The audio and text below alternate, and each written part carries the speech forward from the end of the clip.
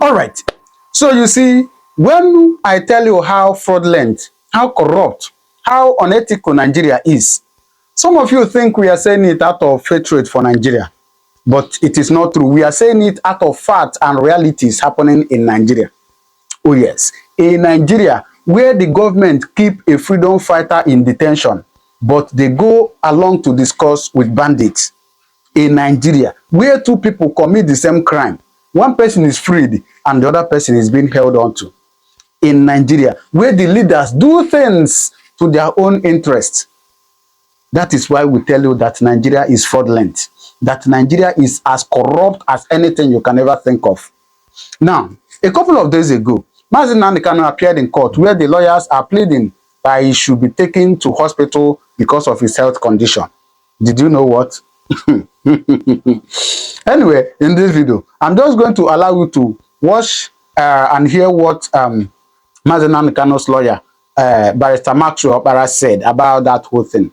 Then after watching it, do well to drop your comment. Now, there's an update I'm going to share with you after this video. Please do well to subscribe. Let me not talk about it for now. Just do well to subscribe to this channel because I'm going to show you one of the mind-blowing things happening in Nigeria today. So please do well to subscribe. Then in this video, you are going to hear what Nnamdi Kanu's lawyer said about this court case and about Nnamdi Kanu's health. Please watch this. We came to move application for the transfer of Nnamdi Kanu to National Hospital for proper medication, because we discovered that the medical personnel at the DSSS are incompetent and they are not giving him proper medication and attention. So we applied, and because his condition is getting worse. He's lacking potassium in his body and they don't have any solution to it. His leg is being swollen up because I went to see him today before coming to court. So, but incidentally, unfortunately, the prosecution, the federal government, through their lawyer, countered our motion by filing 37 paragraph affidavits opposing our application for him to be transferred to National Hospital for proper medication. So the judge said today is the last day of his sitting as a vacation court, because the vacation is going to end today. That is going to send the file, the motion to CJ for the CJ to reassign it to the substantive court who has been handling the matter, Honorable Justice James Omotosho. So all our efforts to let the judge at least make that consequential order. In fact, most of the times you don't even need a motion, formal motion. You can do it so much. But the judge refused. And the question we are asking is that why should the federal government object the application seeking the leave of the court to an order of the court for Nnamdi Kanu to be transferred to National Hospital for adequate medication? Do they want Nnamdi Kanu to die? Is it not a living that will face trial? So this particular issue is really giving us concern. Nnamdi Kanu is somebody that is facing trial, and somebody who is facing trial under Section 36 of the Constitution is presumed innocent under the law. So it's a very frustrating situation, and we continue to pray, we continue to believe that the necessary thing should be done. We are going to follow the file up and to ensure that the file is listened to the court who has been handling the matter, and see whether it can give us a date for that motion to be had before 10th. That is where we are, and that's the update I said let me just give you. So he said that I should greet you people, lovers of freedom and those who believe in justice. So I should greet you, and I also narrated your prayers and your greetings to him. Thanks, and God bless you. So now, just like as I told you, this is the next stage, what gave rise to our awareness of what we're doing.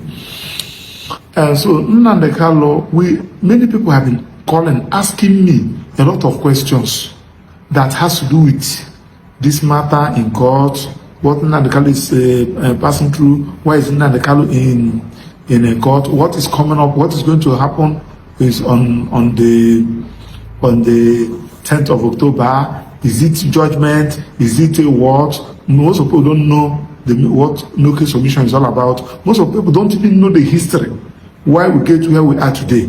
Most of people don't even know. So, and once you are not informed, you are deformed. Because they said that information is the father of transformation. And it was on that basis that you say which are the area which even some lawyers don't even know what the stage we are, what Nnamdi Kanu is passing through. So, and we discovered that MBA conference is coming up in Enugu. And we said there is every need for us to draw attention of MBA, for them to look at injustice Mazi Nnamdi Kanu have suffered in the hands of Nigerian government. And MBA stand for justice. MBA are the mirror of the society. They are the voice of the voiceless. I said, let us notify MBA. Let them discuss your matter as one of their sections in the just concluded MBA conference in Enugu. So Nnamdi Kanu took that advice. We prepared a letter to MBA. He signed. We send it to MBA, pleading with them that they should look into this matter as they are looking into other matters that has to do with national interest. So we submitted that letter. I went to Enugu, but unfortunately, it was not. They did not make it an issue. But good enough, when a section that Governor of Enugu State was came to inform the MBA what he has been doing, because the governor is the host, what he has been doing. So after that, and he also let us understand that sit at home has stopped in Enugu State. So I now, after his submission, there was a time for question and answer. I was asked, I raised and they gave me the mic. I also commended the governor from what I witnessed in Enugu State, because I schooled in Enugu State. So I also let him know that telling us that sit at home have stopped in the southeast, it is not true. Sit at home is stay on in the southeast. And why the sit at home persisted is because of Nnamdi Kanu's incarceration. And some persons are issuing order of sit at home. Even when Nnamdi Kanu said no, they continue to issue order, taking advantage of the fact that Nnamdi Kanu is in detention and he has no access to people. I said, please, Governor, I know there was a time you make a move trying to talk to the president, the reason why they should discontinue this funding charge against Nnamdi Kanu and let Nnamdi Kanu be released. Please intensify your effort. Now that MBA is here, join us with MBA to see how you people can intensify effort so that Nnamdi Kanu will be released, so that there will be peace in the southeast in particular and Nigeria in general. Nnamdi Kanu is a freedom fighter. He's not a terrorist. He has never been in a act of terrorism. Although yes, he may have one or two issues that has to do with act of anger with the comments he made. That was not making him a terrorist. Please let two people come into this matter. And when I say it, it was well uploaded. People commented, and the governor also promised that he will do something. Then before then, many people have also called us, especially in Europe, telling us that this, especially some human rights crusaders, about this particular issue. We said, okay, there is every need for us to create awareness. So some comrades, those in diaspora and those of us here, we look at a way.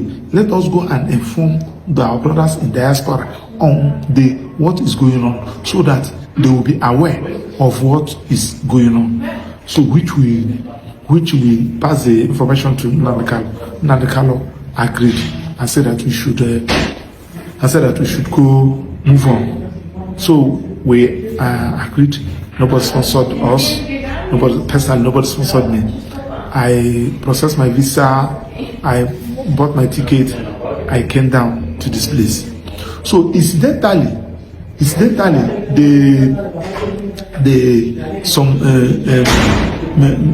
people are going to have their are going to have their cultural day. So they also invited me that since I'm coming to Europe, I should also use that opportunity to do what? To address them, because they want to know much about what Nnamdi Kanu is passing through. Because one, it's not only members of IPOB that are concerned. I can comfortably tell you that 90%, if not 95% of Igbos are interested in Nnamdi Kanu's matter. So those who are concerned, who cares to know, invited us. So, and some persons who have one or two contacts here in Europe said that we should also come, so that we use that opportunity to pass the message to some persons that can reach out to those in authority. We continued. So I arrived in France, and I issued a press this thing. It's a part of the awareness, telling them, look at why we are here. And I explained it. The essence of it is that for those who cares to know, we are in Europe. You can call us. You can meet us. If there is any issue you want us to clarify, now that we're in Europe, you can take advantage of that. That is the essence of making my arrival in Europe known to every other person who cares to know. Now, when we came, Nnamdi Kanu have also, when we told him, he have directed us how to go about it, so that we don't create problem. There are some people that don't want to be members of IPOB, but they are interested, they are supporting the agitation of Nnamdi Kanu, which is normal. There are some people who are not Christians. They don't belong to any church, but they support what the churches are doing. There are some people who may not be a member of their organization, but they support you. I don't know whether you people are getting what I'm saying. So that is the essence. So when I enter Paris, I make that we are here. Look at the essence why we are here. We want to create awareness. We want to let people know the injustice Nnamdi Kanu. And when the thing now came, some people started calling. Some persons started calling. Some called me, some met me there in Paris. We discussed. I explained to them. They were even surprised. I narrated everything, ranging from the time Nnamdi Kanu was arrested in Zone 2, ranging from the time he was arraigned before Show, what we passed through before Justice Bitanyako, what happened in how IPOB was proscribed by court, how we have been challenging it, how the matter was a Supreme Court, how Nnamdi Kanu was unlawfully adopted, what we are doing. I was able to explain to those who cares to know.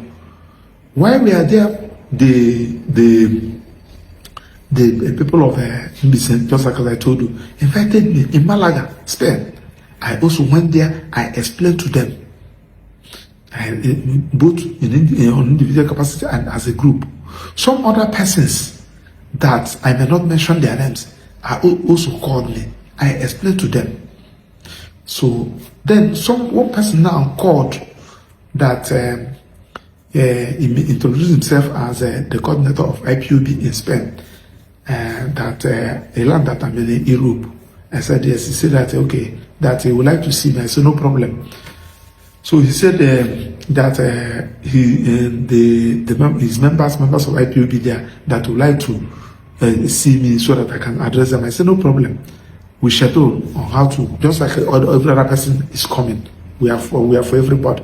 So we schedule. The day he said that he'll come, I did not see him. He now called me that he may not make it, that he's going to send somebody. I said, no problem. I did not see the person. Only for him to now say that I did not inform the DOS before coming. So he now asked me, I said, where am I? Am I still in Spain? I said, no, I'm now moving to Vienna, Austria. They're waiting for me there. He said that, but do I know that I'm not supposed to come without the DOS approval? I say, I don't understand what you mean by DOS approval, because DOS, I never know them. They don't know me. None of them has called me to even ask me any question. So, and I am not representing DOS. I'm representing Nnamdi Kanu and his organization, which he is leading.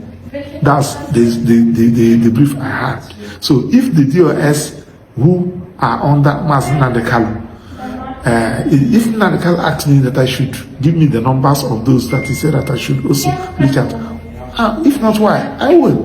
But since he did not, I will not. The only thing is that if you come and say that you want to visit me, I will also address just like every other person. So he started there talking, and I said, anyway, you are acting in ignorance because since you are not a lawyer, you may not know how we operate. Because a lawyer, if you go against your client's instruction, that may lead to professional misconduct. You don't go against your client's instruction. You must stick to your client's instruction. That is just it. So we finished in Spain. It was a fruitful awareness. We now moved to Vienna. So when we moved to Vienna, I met several sections, and the people were happy. Some people don't even know what was going on. Some people don't even know how that IPOB has been prescribed, and look at, we are challenging it in the Supreme Court. And some people, these are the things, the awareness. Some people don't even know that Nnamdi Kanu is being tried on with an unknown, with a repealed law, a law that is no longer in existence. Some people don't even know that Nnamdi Kanu is not supposed to be facing another trial, having been discharged by a court of appeal and that old law. Some people don't even know that Nnamdi Kanu's matter was not even investigated because there was no investigation report tendered. Some people don't even know that Nnamdi Kanu, there was no statement because in criminal trial has to do with arrest. When you arrest a suspect, you make a statement. After making a statement, you carry out your investigation, write your investigation report. It's the investigation report that the legal unit they use to prepare a charge. But this one, there was no statement because the only statement they had, which they obtained from Nnamdi Kanu under duress, which they wanted to smuggle in during evidence, was rejected by the court. So in other words, there was no evidence. There was no investigation report. So it was just, I'm saying, and the people who said that they investigated the matter, they don't even know what investigation is all about. So these are the issues that people needed to know. Now, some people don't even know what is no case submission. We're able to explain to them that no case submission is when the prosecution opened his case and they closed his case, and the defense now feel that the defendant now in this question feel that these people did not establish any case for me to defend. There is nothing for me to defend. You now raise what we call no case submission, telling my lord that these people have not established any case. I don't know what I'm going to defend. There is nothing for me to defend. That is no case submission. These people have no case against me. Their case there has no evidence. They don't have anything. When the court now look at it and discover that there was no prima facie case against the defendant, the court, that will end the matter. The court will discharge the defendant. That's not the case. But if the court now look at that these people evidence that there is a prima facie case against, the court will now order the defendant to enter defense. That is what we are doing. That is the awareness. And we are also let people know, just like as I told you, how Nnamdi Kanu was brought to court from Kenya, adopted in Kenya, unlawfully. How he was brought to court before Justice Binta-Nyako. How Binta-Nyako Honorable Justice Binta-Nyako ordered for his remand on an oral application made by the DSSS without Nnamdi Kanu being represented. That was why he was in DSSS as against staying in the correctional center. These are the awareness we are trying to let people know. And when you don't, because this thing is a sensitive matter, it's a matter of national interest, it's a matter of international interest, we need to let people know that was the awareness we are creating. And we have been spending our money, our hard-earned money. Also, let me just use this opportunity to let you know that this matter, nobody is paying me. Nobody is paying me. Everything you see that I'm doing in this matter is my hard-earned money. It's because of I'm an Igbo man. It's because of I believe in the cause Nnamdi Kanu was fighting. Yes, I will say it without any apology, and that's why I am here. Now, that one is on that.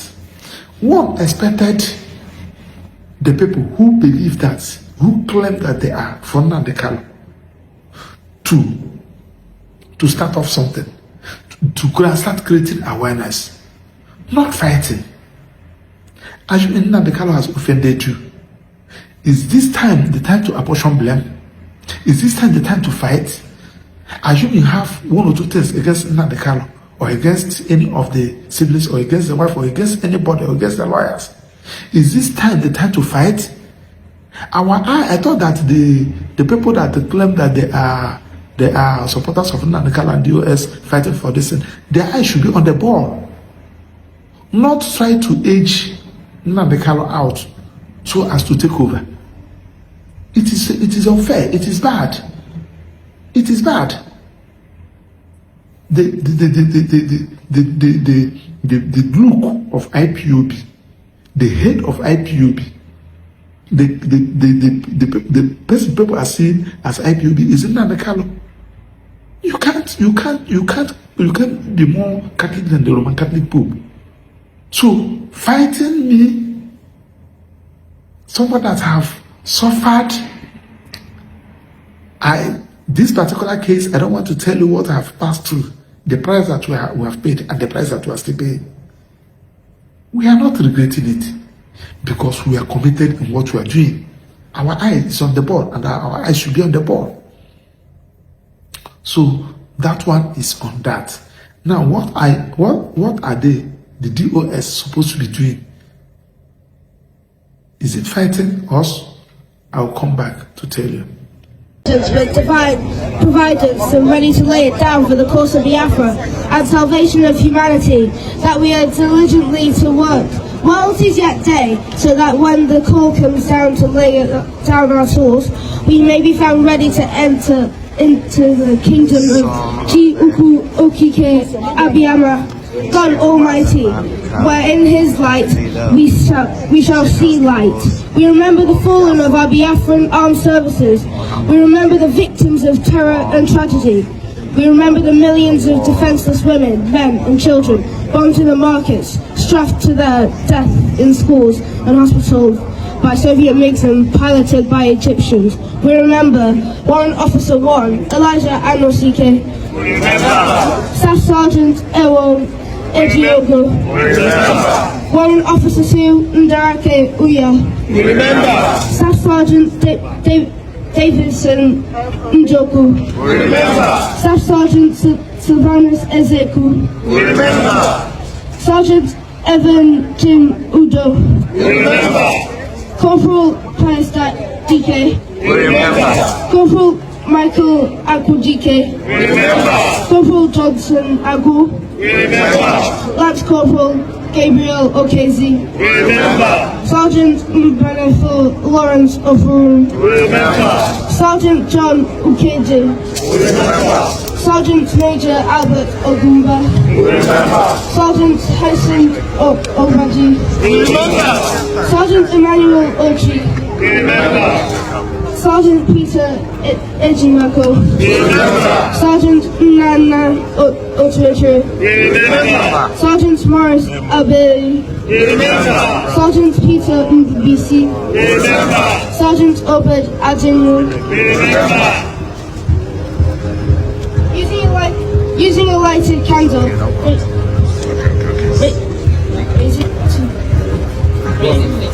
raise it up, facing the east, we say, may that courage be our inspiration and strength.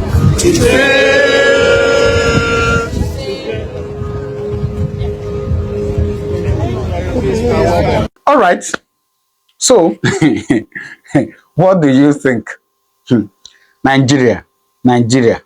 Anyway, drop your comment in the comment section, all right? I'll see you in my next video. Thank you very much, and may God continue to bless you.